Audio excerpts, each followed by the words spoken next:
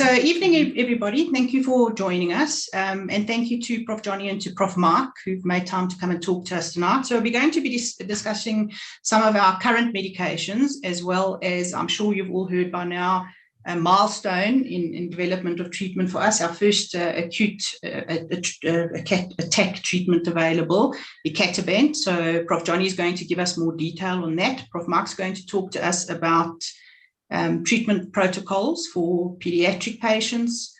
After that, we'll have about 10 or 15 minutes for some questions. And if we don't manage to get to everything, we will either get back to you personally or we'll pop the answers onto our WhatsApp group. And then the last 7 or 8 minutes of our webinar, we have an instructional video on how to administer icatibant. So please stay for that. We've had lots of questions about that. Johnny, if you're ready, we can start with you. Can I just quickly before, if you want to ask a question, can you just write it in the chat and then we can come back to them. Okay. Sorry, Johnny. No worries. Good evening, everyone. Good afternoon, good evening, late afternoon, early evening. Thanks very much for HAE, for South Africa, for organizing this and for the invitation. And really in this sort of short presentation, I wanted to give an update of where we kind of at with treatment. Please feel free. I really would like the questions to come. I think that will always be an added element. And so let me just move on here. Just to indicate these views are my own. And I have received different speakers' fees and educational grants from companies involved in several of these molecules. I want to start off by kind of my own advocacy and view on why it's critical for patients with HAE to be aware of their diagnosis and to understand the treatments they need. The reason for it is largely encompassed on this diagram. And this diagram is something that we are putting in and proposing recently for the management of angioedema presenting to the emergency department. So just to give you some idea, there are about an estimated 3 to 4 cases of angioedema that presents to an emergency room in the Cape Town metropole every week. Now, a tiny fraction of that is in fact patients with hereditary angioedema. The vast majority of patients fall to the right of this algorithm, if you're looking at the screen, and that is angioedema that occurs due to mast cell degranulation in the context of an exogenous allergen, often a food or a drug or something else that leads to angioedema. Those patients will respond to what most doctors are familiar with treating acute case of angioedema with antihistamine therapy, with adrenaline therapy, especially in the case of airway compromise or anaphylaxis, and with corticosteroid therapy. However, one of the key aspects around hereditary angioedema or forms of angioedema that are mediated predominantly by bradykinin is, of course, that these treatments that I've just mentioned are not effective. Okay, and so I know, for instance, in this group, or certainly within HAE South Africa, there are still patients from the public sector that I know that pitch up to emergency rooms and have actually given antihistamines and corticosteroids for their swellings. And so I think that having an awareness as a patient is a very, very powerful and very, very useful, potentially life-saving aspect of your journey with HAE. And I think, to me, talking to patients with confirmed diagnoses is, in a way, a far better bang for your buck than trying to educate all the hordes of emergency medicine doctors that are out there.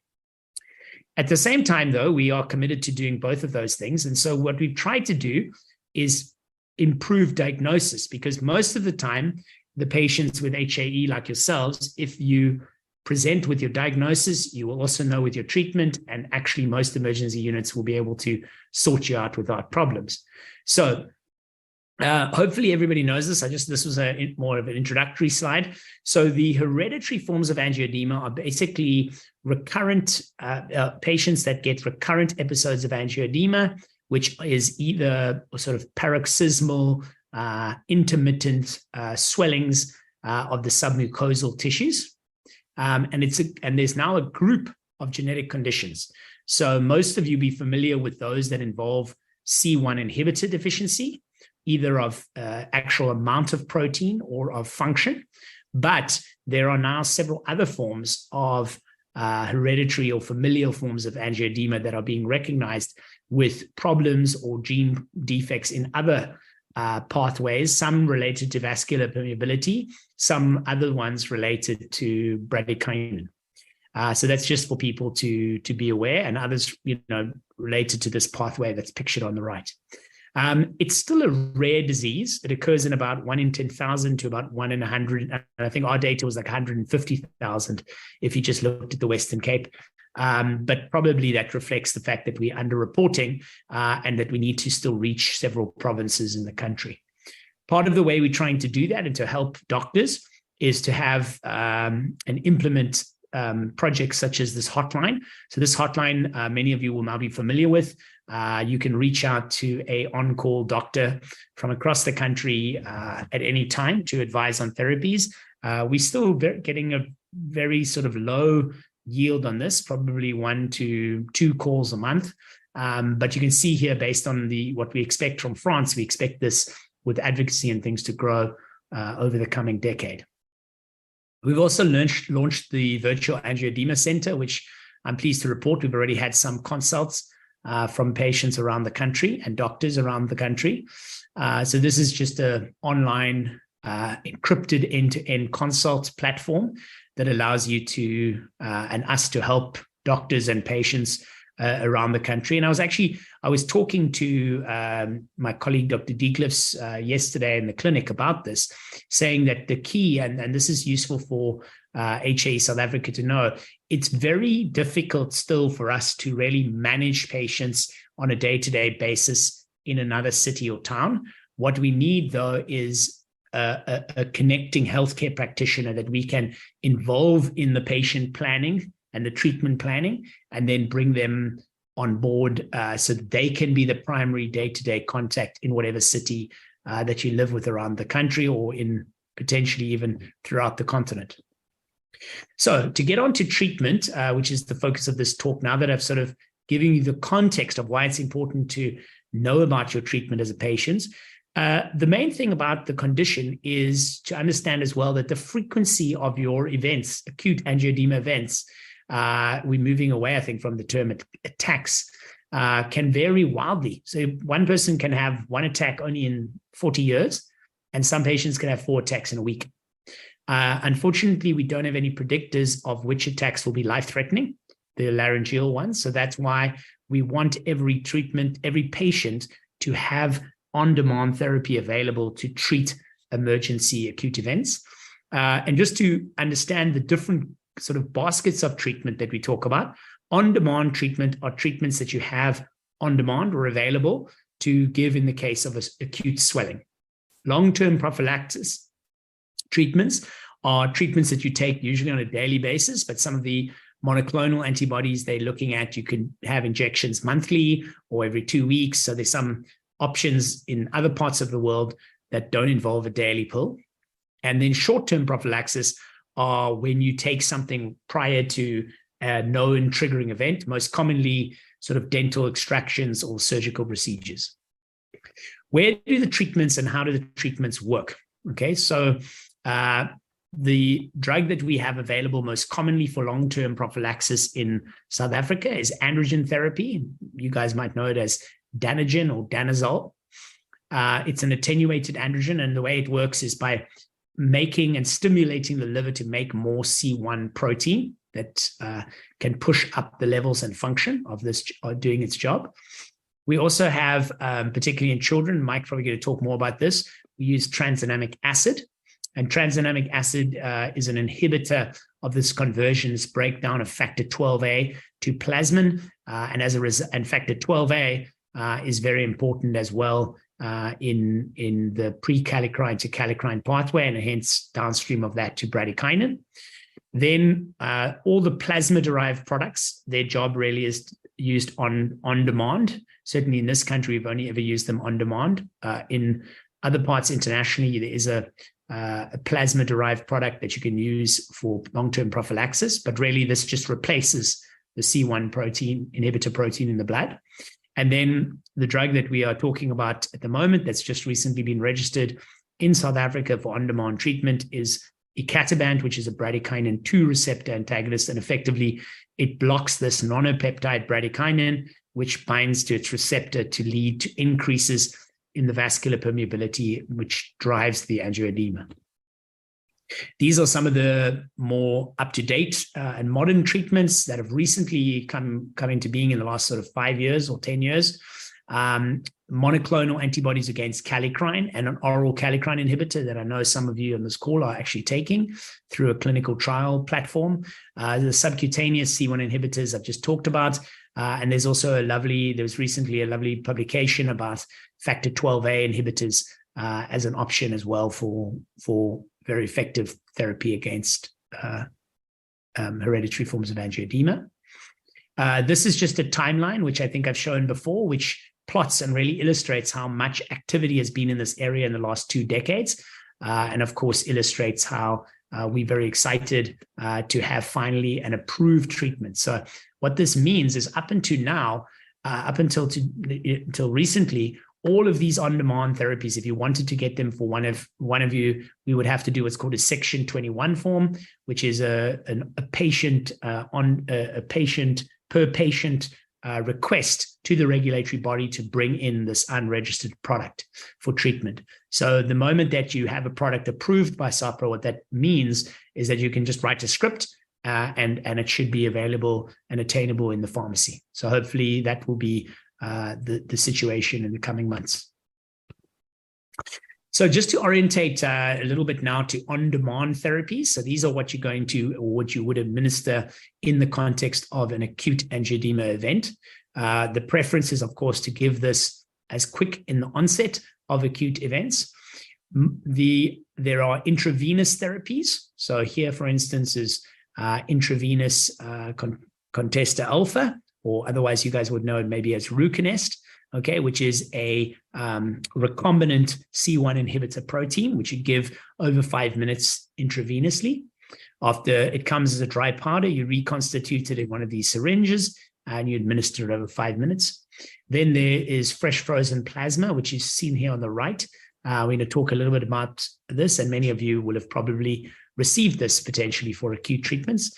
And then here is a pre-filled syringe of icatibant, pictured in this diagram, and this is administered subcutaneously. The first thing to say is that, up until very recently, we did not have ready availability of on-demand therapies, and the majority of acute attacks were treated by fresh frozen plasma. And we, believe it or not, there was very limited data on this up until this publication that we published in 2019. I should update that to actually being published rather than in press. But together with the Iranian HAE network, we published on this series of almost 100 attacks treated with fresh frozen plasma. And the key things about this is it does actually work, okay? And the majority of patients need just 1 unit of fresh frozen plasma, and it starts to work after about 4 hours. So that's its problem. The problem is its onset of action is much slower than the other on-demand therapies, but it does work, and it has side effects in about 5% of cases. The difficulty as well, if you think about it overall in the health system, is this is a therapy that's only available in the hospital setting. Okay, it's not used out of hospital, and also oftentimes because of the delay in onset of action or the delay in having to actually order it when you arrive in the hospital, those processes take time and often lead to the need to be admitted overnight for observation. In contrast to that, icatibant therapy, which I've mentioned about the SAHPRA approval, it has a label for age 2 years and older. Okay. And usually, again, like I mentioned with the 1 unit of FFP, normally you can use a single dose or a single injection of that pre-filled syringe of icatibant. Okay. You can use a second dose if necessary, but you only should use this after about 6 hours. and the maximum number of dosing in a 24-hour period is 3.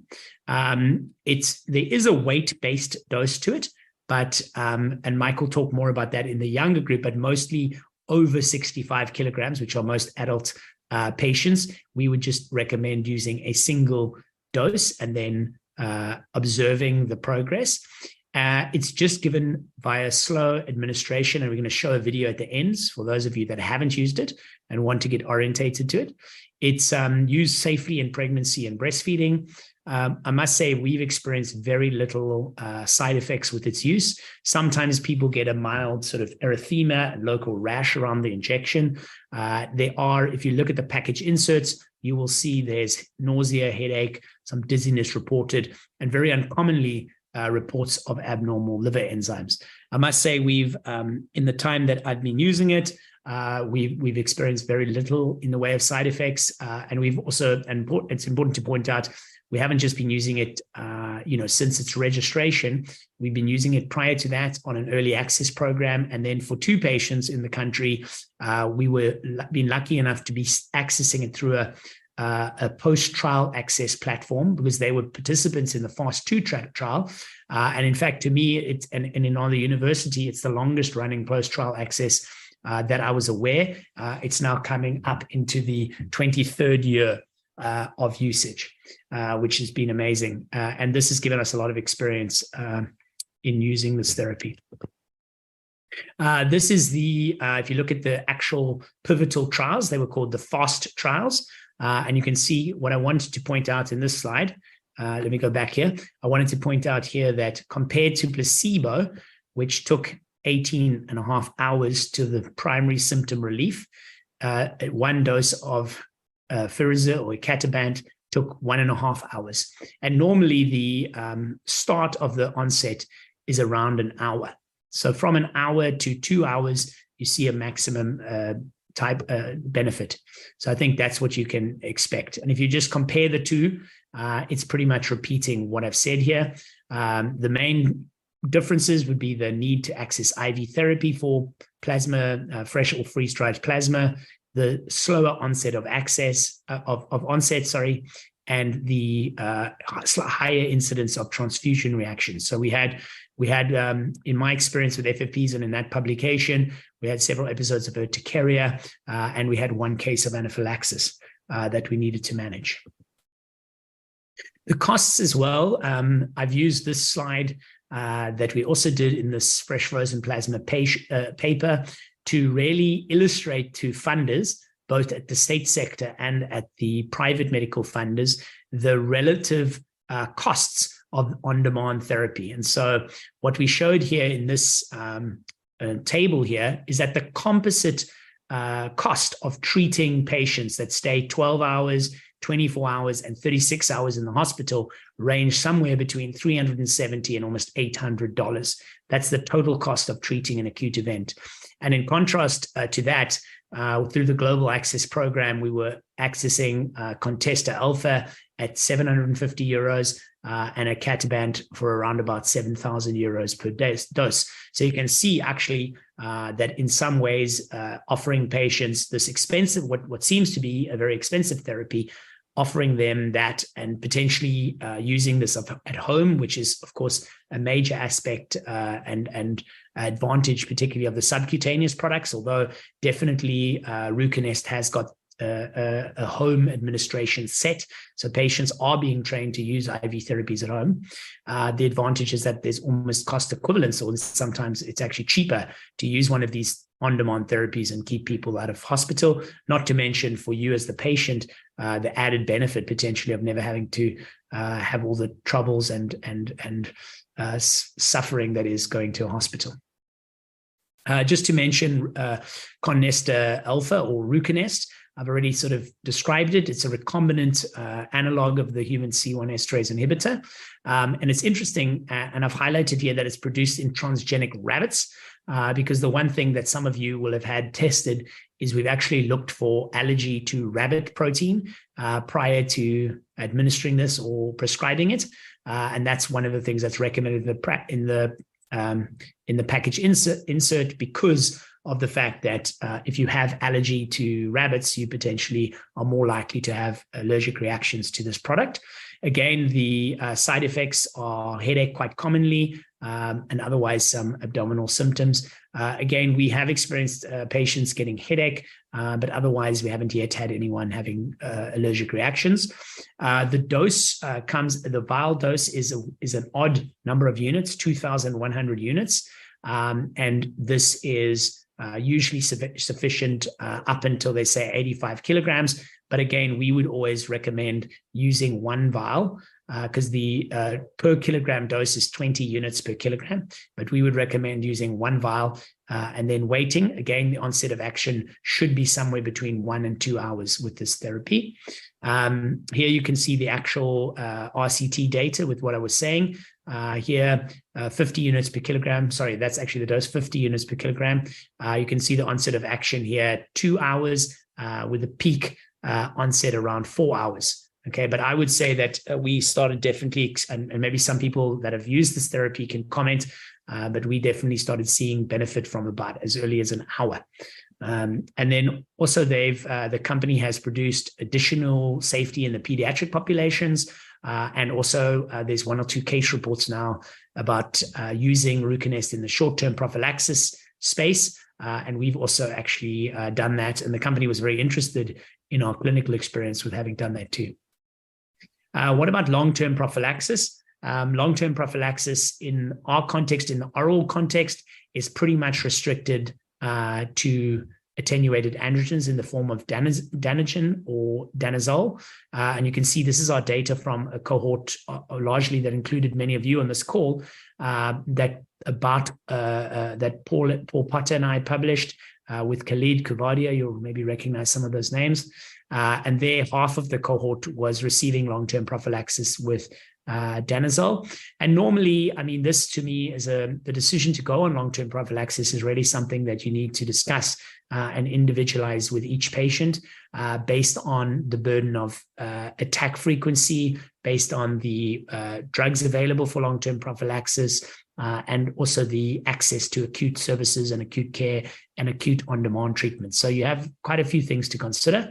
The thing about Danagen is it's well tolerated in the most people, although as many of you will have heard in sort of international meetings being discussed, there are concerns about long-term effects in terms of cardiovascular effects, in terms of metabolic or lipid profile effects, liver profiles, as well as rare reports of hepatic adenomas. And of course, in the children group, we don't like to use effectively anabolic steroids, especially in the prepubescent children. And I think Mike will maybe talk a little bit more about that.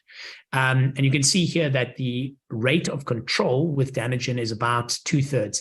And interestingly, that's quite similar to the other drug that we've been able to access for some of you through the clinical trial, which is Petrolstat, which is the oral kallikrein inhibitor. And so this just sort of summarizes mostly what we can access for long-term prophylaxis. This is the data for the clinical trial that some of you were involved in and some of you are still on the post-trial access phase of this drug, because this drug is Petrolstat, which is registered under the trade name Elandio, and it's approved and registered in both the US and in many countries in Europe. It also comes with an incredibly whopping price tag. I think it's around about $10,000 a month in the US. It's also a very effective treatment, not for everyone, and certainly probably, again, like I said, relative to Danagen, about sort of 66 to 70% effective in reducing attack frequency.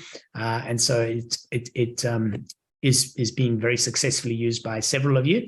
Its side effect profile that we saw in the clinical trials, slightly more in the way of abdominal pain and diarrhea, particularly early on. Similarly, some transaminitis or liver enzyme abnormalities. There is also reports of nasopharyngitis and headache. And I think we had one patient that's had quite a few problems with nasopharyngitis, which I think is probably attributable to this the use of this drug.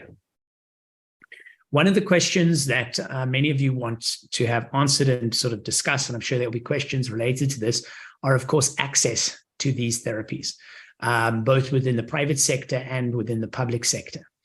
And I'm kind of pleased to say that at the moment we've had approvals from most medical schemes, from sort of Discovery to the med scheme operated groups, and we are accessing icatibant, we've accessed Ruconest through the state sector at both Groote Schuur, and Mike can report, I know we've been working on access at Red Cross, I think that's happened. And we are currently motivating for 2 doses, and that's what we're prescribing at a time, 2 doses of icatibant or Ruconest at a time. The reason for this is largely related to expiry dates, and also sort of it's a standard unit that medical aids are familiar with.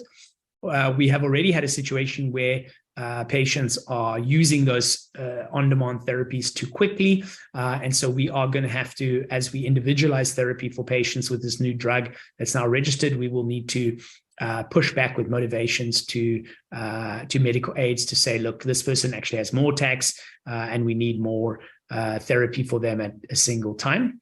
Unfortunately, we still don't have much in the long-term prophylaxis space outside of the clinical trial that I've been talking about. And I think that's still an area for growth.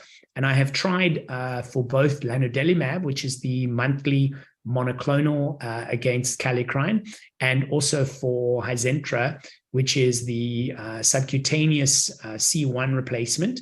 I have tried unsuccessfully to get for 2 patients that are struggling with Danagen. I've struggled to get that on compassionate grounds from the company. So I think that that's still something that we need to work on. So I think that the standard of care over the last 2 decades for HAE C1 inhibitors has really improved. We now have access to on-demand therapies and targeted therapies at home. Most tertiary emergency centers in Cape Town now have access to also on-demand targeted therapies. There's really been strong patient support from HAE South Africa. And I like to think that most of you have treatment cards for emergencies and also, if necessary, access to the hotline. I still think in the long-term prophylaxis space, we have work to do. Most people are accessing androgens or tranexamic acid and only novel agents through our trials program at the Angioedema Care Center. I'm happy to stop there and take some questions. Thanks. Or maybe you want to go to Mike's presentation and take questions for us at both at the end.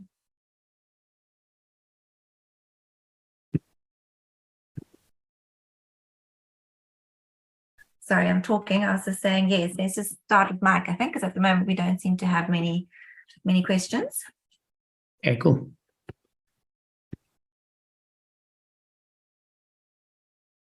Over to you, Mike. Yeah, I hope you guys can see the screen. Yep, we can. Cool. Okay, so I'm going to be talking a little bit about management and prevention of attacks in children, and focusing on some of the differences of treating HAE in children rather than adults. So you all know that the most common distribution involves the places that are visible. The face, the hands, the feet, in men, the scrotum, the mucous membranes. But abdominal attacks is something that I really want to highlight as being different and as being important, particularly in children who might not be able to express the fact that they're having discomfort as well as adults are and isn't immediately visible to the naked eye. The other thing that's important about hereditary angioedema in terms of the attack, the onset of the attack is relatively slow. So it's not something like a histamine-related angioedema or urticaria that comes up very quickly and that people therefore notice it, complain about it, become aware of that rapid change in what's happening. It comes on slower.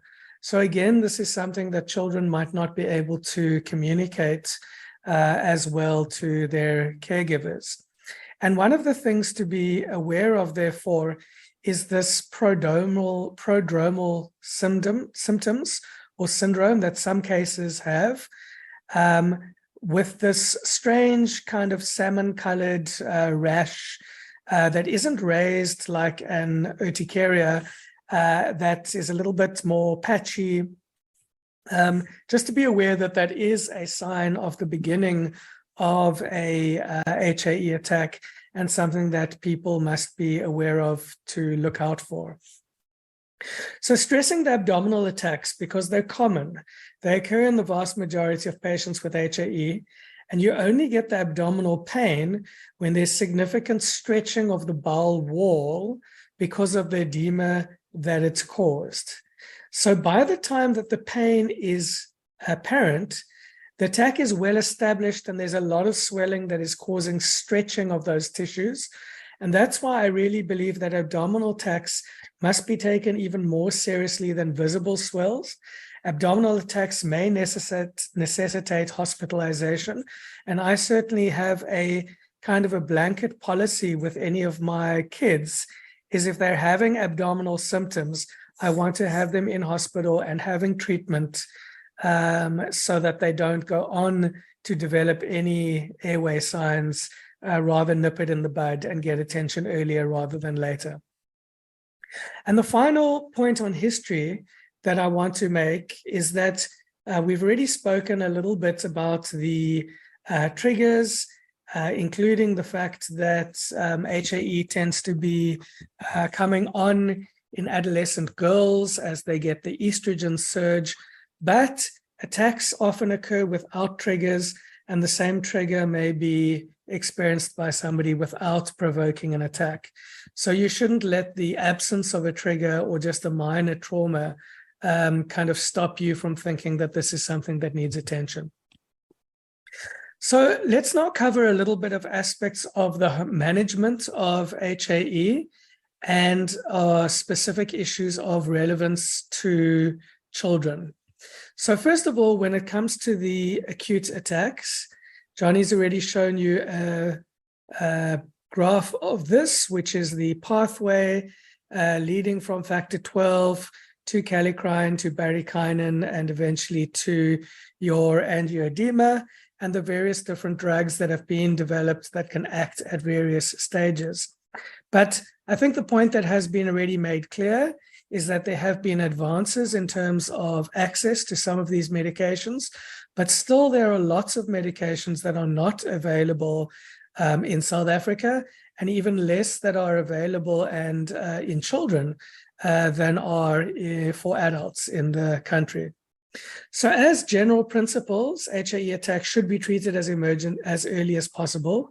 So emergency treatment should be given at the first sign of an attack. And although there are many suitable treatments that are available, really the ones that are freely available in the country at the moment are icatibant and plasma. And certainly any attack affecting or potentially affecting the upper airway must be treated. And certainly I want to stress again the importance of the abdominal attacks.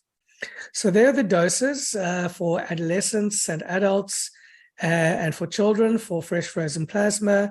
And then for icatibant, Johnny mentioned the 30 milligram dose usually given for adults, and the age-based or weight-based banding for children between the ages of 2 to 17. And even within my hospital, when icatibant was registered, I did have to make an application to our Drug and Therapeutics Committee to persuade them that it was worthwhile keeping this drug and having it available.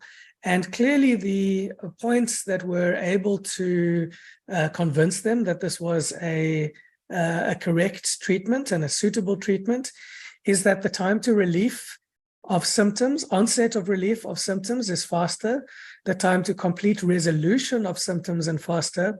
And this is particularly marked in places where there may be not as quick access to plasma products because the time to administration is reduced. Clearly, this is also suitable for home administration, and some patients who are treated in hospital early enough are treated well enough to avoid admission altogether, therefore saving on some of those costs implications that Johnny was alluding to. So with regards to home therapy and self-administration, Early treatment is clearly effective and can prevent complications. There are many medications for self-administration, but at the moment, Fereza is the only that is registered in South Africa. And if we do provide people with these medications, they need to be taught very carefully how to self-administer, and should preferably keep sufficient medication for 2 attacks and make sure that their on-demand medication is with them at all times, not stored somewhere where it might not be immediately available. We've mentioned the need for short-term prophylaxis before procedures. And again, the suitable treatments that are predominantly available are fresh frozen plasma and danazol. Danazol needs to be started significantly before the procedure, whereas FFP can be given on that very day. For long-term prophylaxis, there are certain options, but unfortunately, really the main options are androgens and the antifibrinolytics. So we need to look at the pros and cons of these various different medications that are available. And one of the problems with danazol is that it cannot be used in children because the attenuated androgens will fuse the growth plates and will cause people to stop growing. And that's completely apart from the unwanted side effects of potential virilization. So that leaves us really with the tranexamic acid and aminocaproic acid, which unfortunately are not actually very effective medications. So really that does leave us with the problem that in fact there isn't really any good term, short-term, long-term prophylaxis options for children. Then in regards to management plans, there needs to be this emergency action plan that people have. This is a version of the Allergy Foundation plan, and I know that there are others that are available. Also particularly important to screen family members, make sure that immunizations and other illnesses and triggers are avoided, and then to assess for medication side effects. So really, in conclusion, with children, I think that it is important to help them recognize acute attacks. This is really important for patient education and critically important to make sure that abdominal attacks are taken seriously. The access to therapy and the time to administration is critically important. There's been progress with a newer treatments that go to the underlying pathology, but there are still gaps in availability of medication, particularly in pediatrics. And we need to still continue to work towards this major unmet need of prophylaxis in children and make sure that we have well-trained physicians, well-trained patients, and partnerships between us with individualized treatment plans.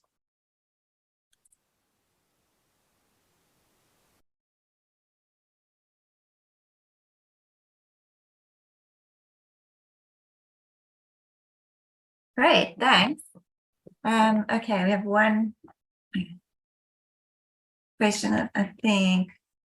I think Janice just wanted, Johnny, can you maybe go into a little bit more detail of the process of? Oh, okay. I see what Saul is. He does our admin, yes, asking, but I think it's a broader. I wanted to ask you, Janice, what are you actually meaning? Because there's several processes, right? So the first is whether or not getting access for icatibant into emergency units. Like at the moment, probably it's only available at Groote Schuur Red Cross. So if you pitched up in an emergency room around the rest of the country, you wouldn't be able to access it. Which is why, again, we want patients to have their own. Can you hear me? Sorry. Yeah. And then in terms of actually applying for it, now it's as easy as doing a motivation to your medical aid and doing a script.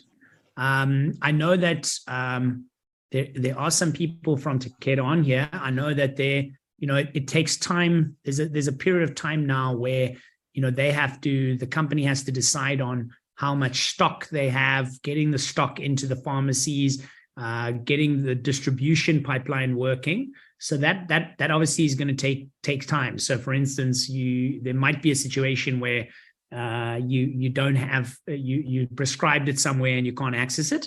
My advice is probably to then contact us. You can contact me or Wissal, and then we can also liaise with the company to find out, because that we just need to find out when the stock will be available and how it gets to the places it needs to be.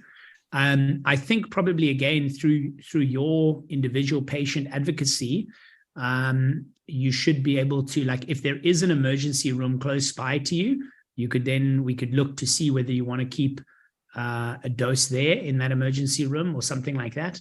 I think that has to be done on an individual patient basis.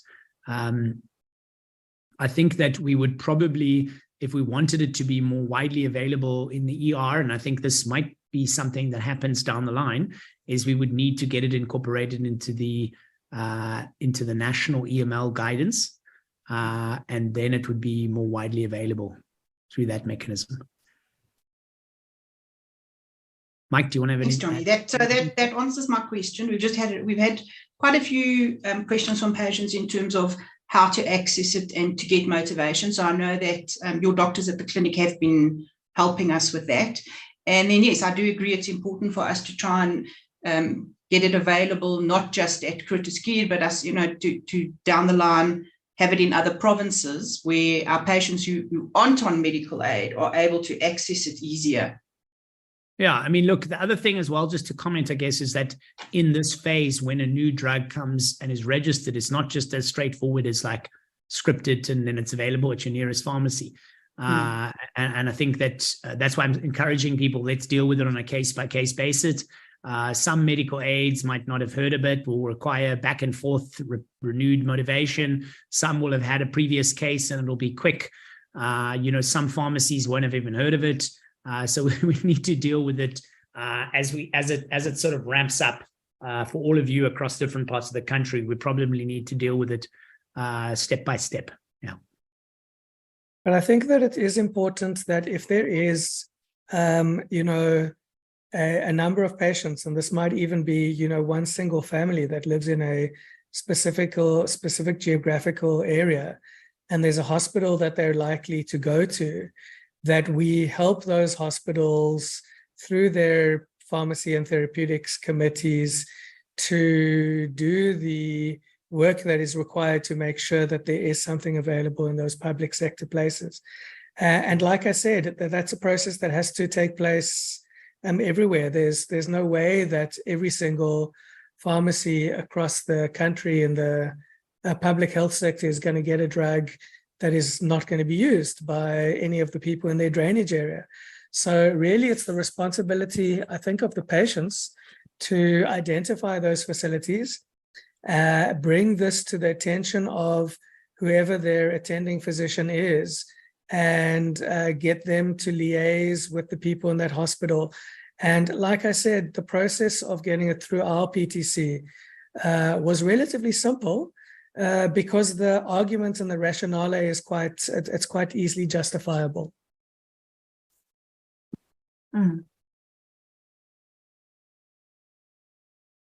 I mean, also, I guess to add to your comment, Mike, the reality is dealing with it on an individual PTC basis is going to be a lot simpler than the process of a national EML thing. And also, as you say, like a drug that is not needed in an ER for several years might not quickly find its way into the emergency cupboard.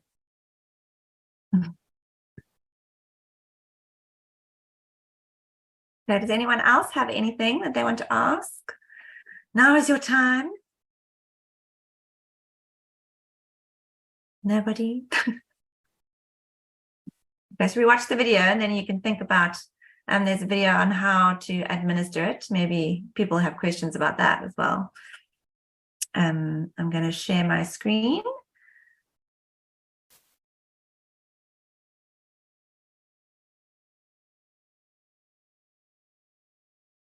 Just loading. Okay.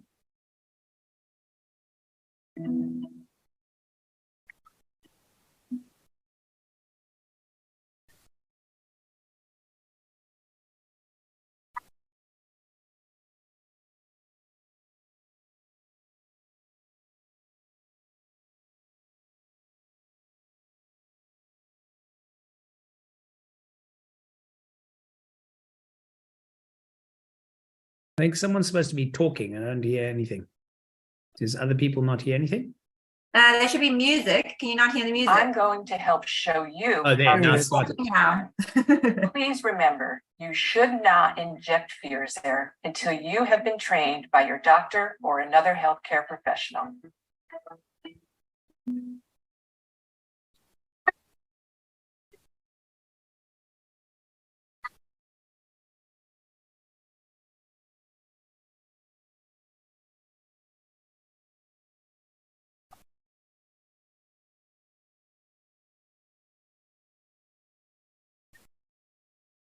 To help avoid side effects and ensure proper use, talk to your healthcare professional before you take Firazyr.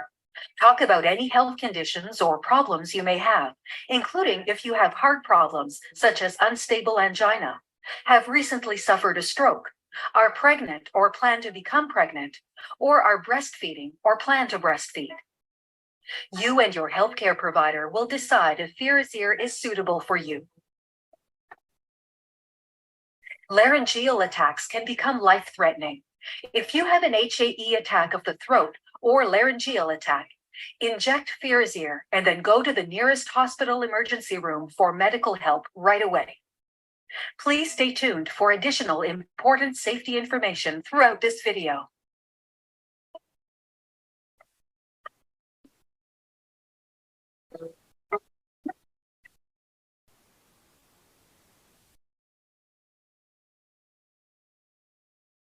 To get started, you will need a couple of things. Your Firazyr carton, which includes one single-use pre-filled syringe and one capped needle. You'll also need an alcohol wipe and a sharps disposal container. Find a clean surface to work and place your supplies. There are a couple of important things to remember once you have everything you need to give yourself a Firazyr injection. Visually check the Firazyr pre-filled syringe to make sure the medicine is clear, colorless, and does not contain particles. The pre-filled syringe is not damaged. The expiry date has not passed. The expiry date can be found on the pre-filled syringe and the outer carton label. If any of the above are not met, do not use the syringe and go to the nearest hospital emergency room to seek medical help right away. Remember to wash your hands with soap and water before handling any of the items needed for your injection, and always handle supplies carefully to avoid contamination. Now that I have everything I need, it's time to prepare the dose of Firazyr. The seal from the needle cap. Keep the needle inside the protective needle cap until ready to use. Remove the protective cap from the end of the Firazyr pre-filled syringe. Hold the Firazyr pre-filled syringe firmly. Then carefully attach the needle to the pre-filled syringe containing the colorless Firazyr solution. Firmly screw the needle onto the pre-filled syringe. Be careful not to remove the needle from the needle cap. Now that the injection is ready to go, it's time to prepare the injection site.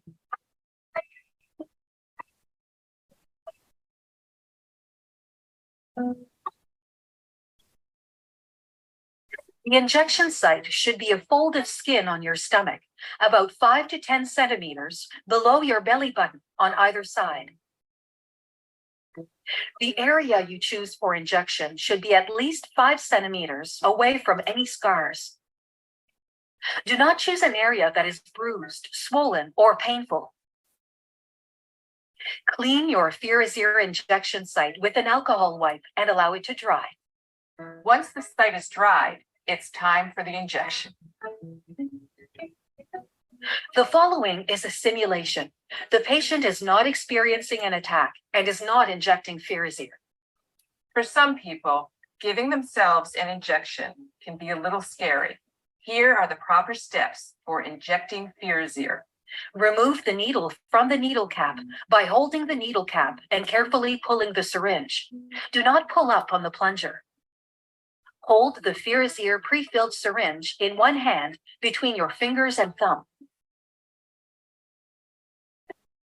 Use your other hand to gently pinch the fold of skin you cleaned with the alcohol wipe between your thumb and fingers for your injection. Hold the syringe between a 45 to 90 degree angle to your skin with the needle facing the fold of skin you are holding. Hold the fold of skin, bring the syringe to the skin, and quickly insert the needle into the skin fold. Slowly push the plunger at the top of the syringe over at least 30 seconds until there is no Firazyr left in the syringe. Release the skin fold and gently pull the needle out. Once the injection is done, the last step is disposing of the needle and syringe.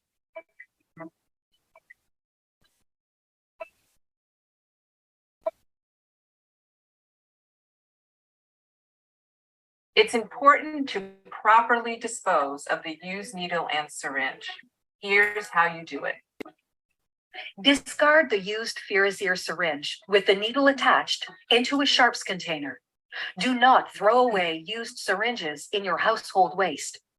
Always keep the sharps container out of the reach and sight of children. When your sharps container is almost full, you will need to follow your local guidelines for the right way to throw away your sharps container. Ask your healthcare professional or pharmacist how to do this if you're unsure. Do not throw away any used sharps disposal container in your household waste. Do not recycle your used sharps container. Now that I've completed all the steps, I'm done with my Firazyr injection. Remember, if you're having an attack of the throat after injecting Firazyr, you should go to the emergency room right away. If you're an adult and your symptoms continue, worsen, or come back, you may repeat your Firazyr injection at least 6 hours apart. Do not use more than 3 doses of Firazyr in a 24-hour period.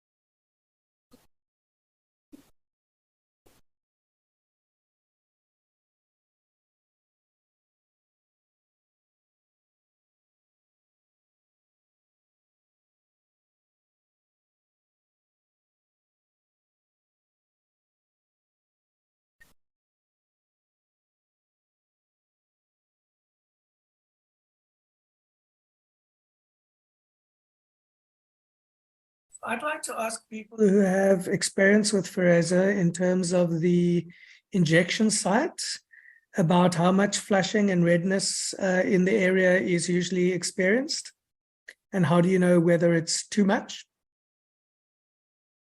Any comments? Yeah, Mark, I've used it. The few times that I've used it, I have had a bit of swelling. It's almost like a little red ring around the site, but nothing that I've been concerned about. It normally lasts for a couple of hours and then it goes away. I think it's just something for people to be aware of, particularly for healthcare practitioners who might not use it that often, who might get surprised and shocked by that and think that it's some kind of a scary reaction, whereas it's actually very common and quite almost expected and not going to progress in any way. It's not like the person is having an anaphylactic reaction to the injection. Yeah, so I found that the injection, especially when you first start to give it, it stings a little bit. So that is a bit alarming, especially when you have, it's the first time you've had it, because as you say, you're not really sure whether it's normal or not. But if you read on the package insert for side effects, it actually does say that it can cause a bit of stinging, and that there is sometimes that little red rash that you get around it. So yes, I think it is perfectly normal.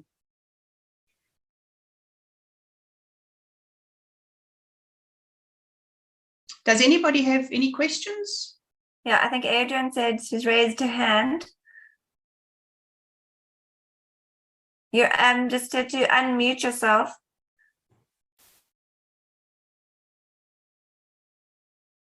No, I can't. We can't hear that. Type in the chat. Can you type in the chat?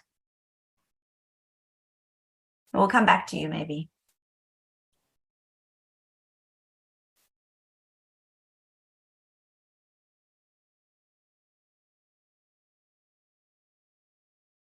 At the bottom, on the bottom line, there's like a line and it says chat and screen and stuff. Okay, never mind. Anybody else? Yeah, see, Winona has commented that she also got the small red rash around the injection site.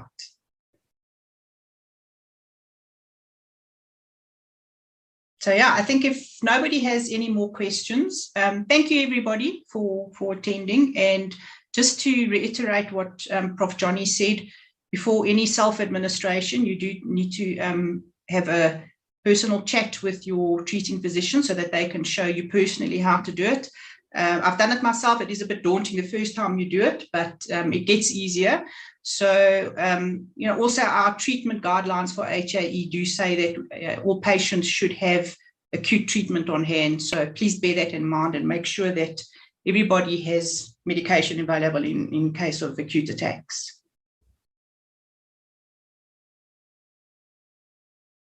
Right. Excellent. Thank you, Mike and Johnny. Thank you, everybody. Thanks, Mike. Everyone. Thanks, Johnny. Thanks for joining us. Good evening, guys. Bye.